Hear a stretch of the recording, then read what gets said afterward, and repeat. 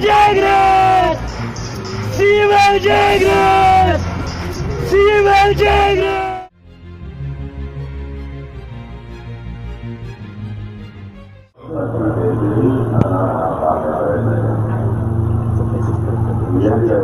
कहते हैं देवताओं और दानवों ने अमृत की प्राप्ति के लिए मिलकर समुद्र मंथन किया था।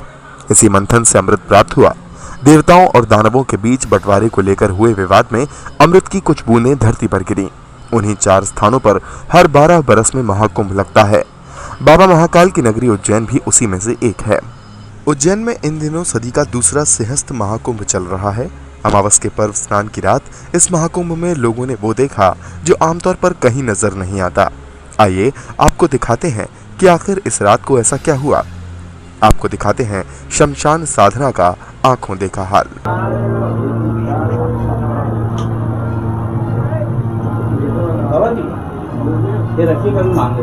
ये उज्जैन के चक्र तीर्थ में स्थित शमशान भैरव का मंदिर है। मंदिर में 4 तांत्रिक साधना कर रहे हैं। दरअसल ये साधु चिता साधना के लिए यहाँ आए हैं और साधना शुरू करने से पहले महाकाल के कोतवाल कहे जाने वाले भैरवनाथ से अनुमति ले रहे हैं। इसी बीच कोई शख्स मदिरा की बोतल ले आता है। साधु बोतल खोलकर अपने पास रख लेते हैं। साधना फिर शुरू हो जाती है।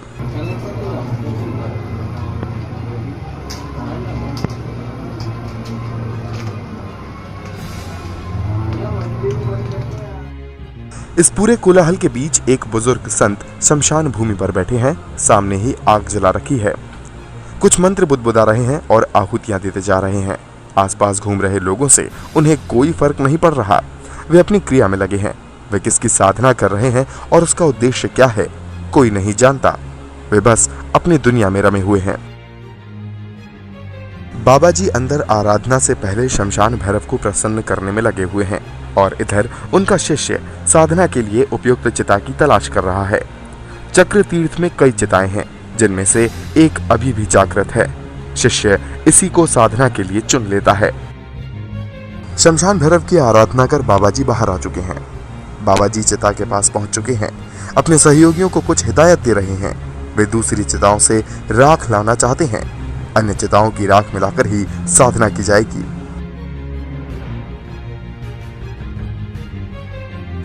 चिता पर आसन लग चुके हैं। एक कोने पर लाल रंग के 2 आसन बिछा दिए गए हैं। बाबा जी का शिष्य वहीं शराब की बोतल रख देता है। तंत्र साधना में शराब बहुत अहम मानी जाती है।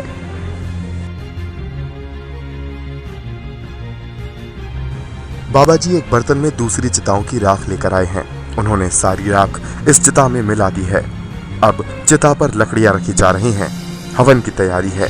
शिष्य चिता पर लकड़ियां सजा रहे हैं और बाबा जी खड़े खड़े कुछ मंत्र बुदबुदा रहे हैं। चिता पर रखी लकड़ियों में शराब डालकर अग्नि प्रज्वलित कर दी गई है। बाबा जी शिष्यों को इशारा करते हैं। सब कुछ तैयार है। चिता फिर से सुलग उठी है। आहुतियों का क्रम शुरू हो गया है। आहुतियों पर आहुतियां दी जा रही हैं। बाबा जी मंत्र बुदबुदा रहे हैं और सभी आहुतियां देते जा रहे हैं। इस चिता में शाम को ही किसी का अंतिम संस्कार किया गया था। उसकी आग अभी ठंडी भी नहीं हुई थी कि तंत्र साधकों ने इसे फिर से सुलगा दिया है।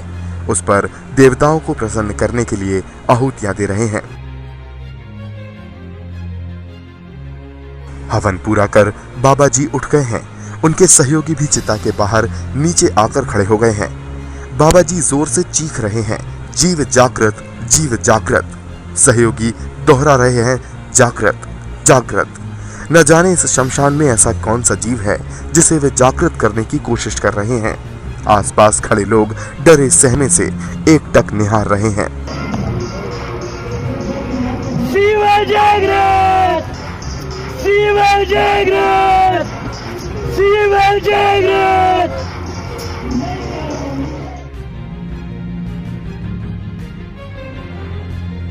साधना पूरी हो रही है। बाबा जी चिता में शराब की आहुति दे रहे हैं। वे पूरी बोतल खाली कर देते हैं। सारी शराब उन्होंने चिता में उड़ेल दी है।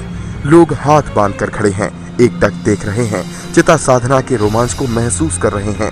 3 घंटे की चिता साधना पूरी हो चुकी है। बाबा जी के चेहरे पर तसल्ली का भाव है, लेकिन लोग कुछ नहीं समझ पाए कि आखिर इस रात को क्या हुआ। सुबह के 3 बज चुके हैं। महाकाल मंदिर में भस्मारती के लिए लोगों की कतार लगने लगी है और यहाँ चक्र तीर्थ पर लोगों ने अविस्मरणीय पलों को अपनी यादों में कैद किया, जिसे वे कभी भूल नहीं पाएंगे।